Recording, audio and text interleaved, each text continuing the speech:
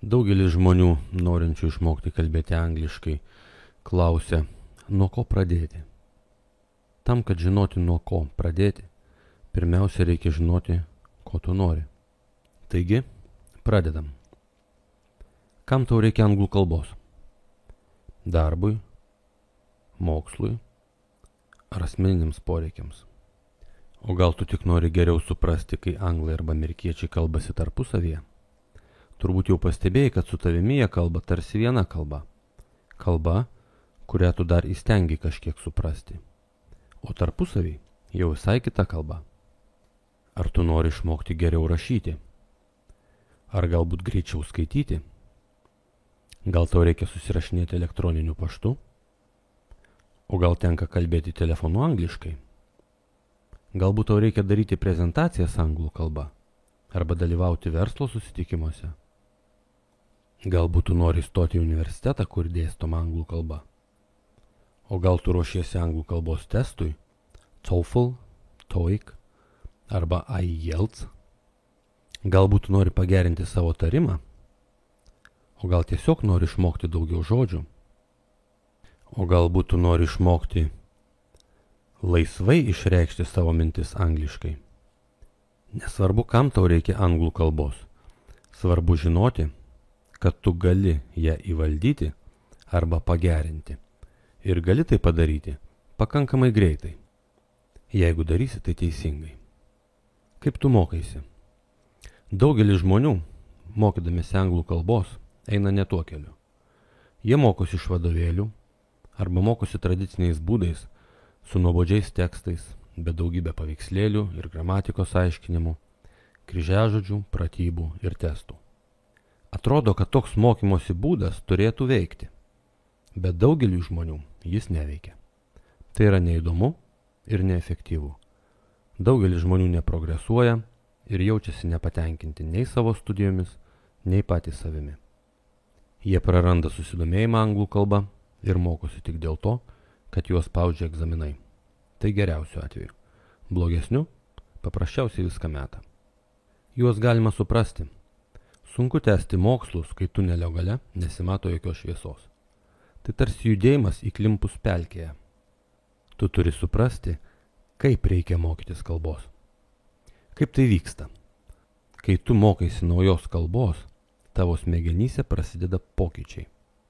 Smegenys pradeda formuoti neuronų tinklą, kuris vėliau įgalina tave reikšti mintis nauja kalba. Tu nepradėsi laisvai kalbėti angliškai dėl to, kad gerai žinosi gramatikos taisyklės. Tu pradėsi kalbėti angliškai laisvai, kai tavo smegenys natūraliai išvysti sugebėjimą suprasti anglų kalbą. Tu pradėsi kalbėti laisvai tada, kai galėsi išreikšti mintis korektiškai, negalvodamas apie gramatikos taisyklės. Taigi, kaip tu gali padėti savo smegenims sukurti šiuos naujus neuronų tinklus greitai? Tai priklauso nuo 3 dalykų.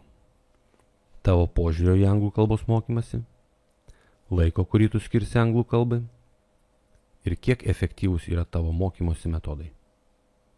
Tai nepriklauso nei nuo mokytojų, nei nuo testų. Tu turi suprasti, kad tai, kas labiausiai įtakoja tavo galimybės išmokti kalbėti angliškai, yra tavo mintis ir tavo veiksmai. Kaip greitai tu progresuoji, priklauso tik nuo tavęs. If you're one of the 90% plus who have failed in their attempt to learn a foreign language, our message to you is take heart. It's not your fault. By ALG World. Taigi, jeigu tu esi vienas iš tų 90% plus, tai ne tavo kaltė. Tačiau dabar tu jau žinai. Ir jeigu ir toliau tęsi tą Sizifo darbą, jau negalėsi apkaltinti nieko kito, tik save. Kuo greičiau apsispręsi pradėti mokytis kitaip, tuo greičiau gausi tai, ko nori. Nuo ko pradėti? Kaip jau pastebėjai anksčiau, pirmas dalykas po teisingo požiūrio yra kalbos supratimas. Todėl mesk šalin viską, kas su tuo nesusiję, ir susikoncentruok vien tik tai į kalbos supratimą. Tai beje neturi nieko bendro su žodžių kalimu. Toliau aš laikysiuos idėjos, kad tu nori išmokti neskaityti, o kalbėti angliškai. Kas link mokomosios medžiagos, tinka viskas, ką tu gali mažiau ar daugiau suprasti. Bet noriu atkreipti tavo dėmesį į vieną detalę. Medžiaga turi būti sudaryta iš 2 dalių. Garsas ir tekstas. Tai viskas, ko tau reikia pirmam pusmečiui. Tai viskas, ko tau reikia pirmam pusmečiui. Lavink savo klausą ir didink savo žodžių atsargą. Tai viskas, ko tau reikia pirmam pusmečiui. Pirmus 6, o dar geriau 12 mėnesių, jokio kalbėjimo anglų kalba. Pirmus 6, o dar geriau 12 mėnesių, jokio kalbėjimo anglų kalba. Lavink savo klausą ir didink savo žodžių atsargą. Tinkamiausia vieta tai padaryti – link. Jeigu tu pradedi nuo 0, tada juo labiau, kadangi tau dar niekas nespėjo sudėti blogų pagrindų, kaip tas dalykas yra vadinamas mokykloje. Tu gali laimėti daug laiko, kadangi praleidęs mokyklinių pagrindų mokymosi etapą, gali iš karto pradėti daryti viską gerai. Kodėl aš tuo taip užtikrintas? Todėl, kad jau yra pakankamai daug žmonių, kurie tai įrodė praktikoje daugybę kartų. Lik su manimi ir gausi visas instrukcijas žingsnis po žingsnio, kaip pradėti, ką ir kaip daryti toliau ir kam viso to reikia.